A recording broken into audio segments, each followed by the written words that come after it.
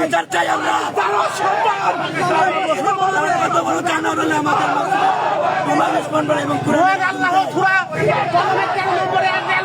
কথা বলছে উতুল্লিম বাদা জালিকা জানিম, এটা কুরআনের আয়াত। আল্লাহ পাক এটা বলছে উতুল্লিম বাদা জালিকা জানিম। এরাই হচ্ছে যার সন্তান, এরাই হচ্ছে ঈদের বাপমারি ঠিক নয়।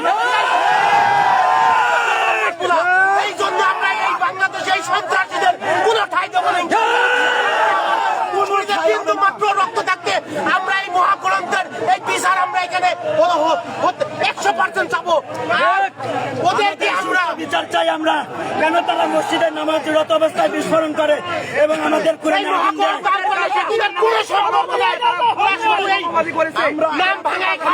এই বাংলাদেশে আমরা এক ফ্যাসিস্ট বিদায় করেছি।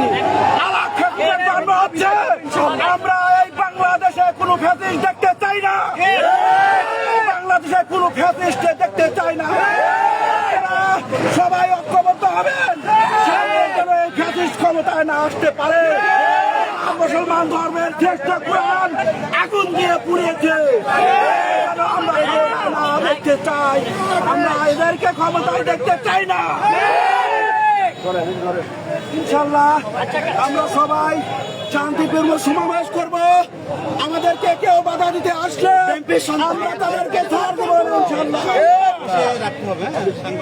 একজন কথা বলেন, একজন একটু কথা বলেন, একজন এই ব্যাপারে আপনি কথা বলেন, আপনি ধরেন, আপনি কথা বলবেন, জাস্ট আপনি কথা বলেন। আমাদের বিএনপির সন্ত্রাসী হামলা, আমাদের আলমের সন্ত্রাসী হামলা, আমাদের জামাত ইসলামের অফিসে আমাদের কোরআন ছিল।